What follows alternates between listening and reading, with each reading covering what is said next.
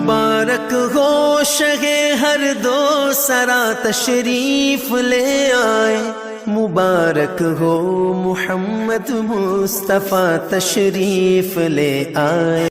جب کوئی دکھیے کے کام آتا ہے اور اس کی اعانت کرتا ہے تو پھر وہ راضی ہو جاتے ہیں۔ غریب پھنسے ہوئے ماں باپ، گھر بیٹی جوان ہو رہی ہے اور بڑھاپے کی طرف اس کا رخ ہو رہا ہے اور ان کے پاس ہمت نہیں ہے کہ ان بیٹی کو اٹھا سکیں، تو کوئی صاحب ثروت چپکے میں جا کے ان کی مدد کر دیتا ہے کہ تیری بیٹی میری بیٹی ہے اور اس کو تو نے گھر کی دہلیز سے اٹھانا ہے، تو پھر وہ ایک دم خوش ہو جاتا ہے اور آسودہ ہو کے اس کا انتظام کرتا ہے اس کی شادی کا۔ تو کوئی جانتا ہے کہ اس بوڑھے ماں باپ کے دل سے کتنی دعائیں نکلتی ہیں اور اس جو ہے وہ بیٹی کے دل سے کتنی تمنائیں اور کتنی جو ہے وہ نیک جذبات ان اشخاص کے لیے ہوتے ہیں جو ان کی مدد کے لیے کھڑے ہوئے۔ تو کوئی اس کا وزن ہے؟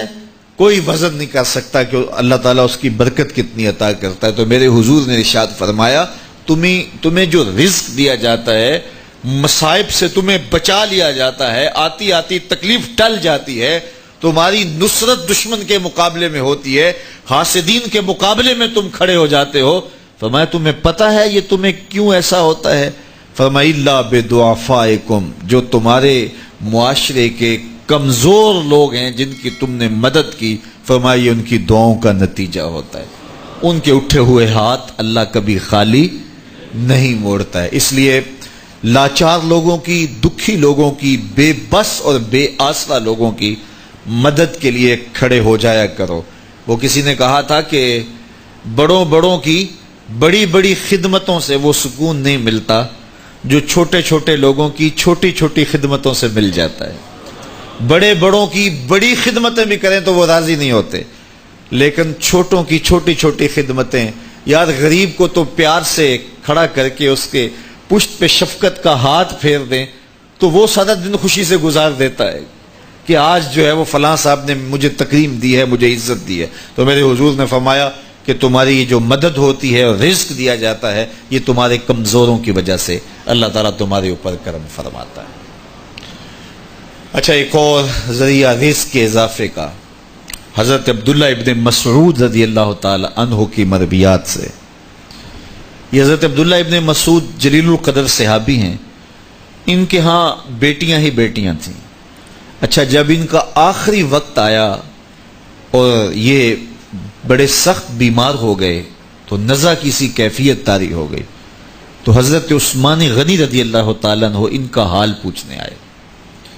تو جب حال پوچھا، بیٹھے، گفتگو ہوئی، واپس چلنے لگے، تو حضرت عثمان غنی نے اشرفیوں کی 2 تھیلیاں نکال کے حضرت عبداللہ ابن مسعود کو پیش کی۔ تو انہوں نے کہا کہ مجھے تو اس کی ضرورت نہیں ہے، میں تو اس دنیا سے جا رہا ہوں، تو یہ مجھے کیوں دے رہے ہیں؟ تو حضرت عثمان نے کہا کہ یہ آپ کی بیٹیوں کے لیے، چونکہ آپ کی بیٹیاں ہی بیٹیاں ہیں تو یہ میں ان کے لیے پیش کر رہا ہوں، آپ کو تو واقعی ضرورت نہیں، دنیا سے جا رہے ہیں تو یہ ان کے لیے ہے۔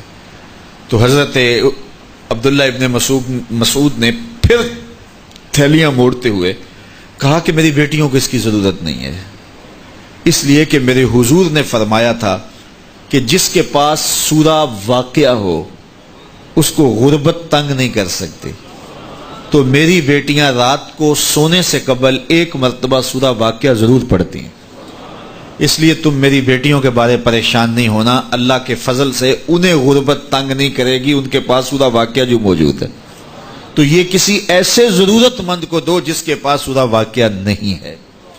تو سورہ واقعہ کی تلاوت یقیناً رزق کی فراوانیاں اور رزق کی برکتیں حاصل کرنے کا ایک ذریعہ ہے، اور دروازے کھل جاتے ہیں اگر سورہ واقعہ کی تلاوت تسلسل کے ساتھ کی جائے۔ اس لیے اپنے معمولات میں سورہ واقعہ کو شامل کر لیجئے گا، اس کی برکات سے انشاءاللہ رزق کی فراوانیاں نصیب ہوتی ہیں۔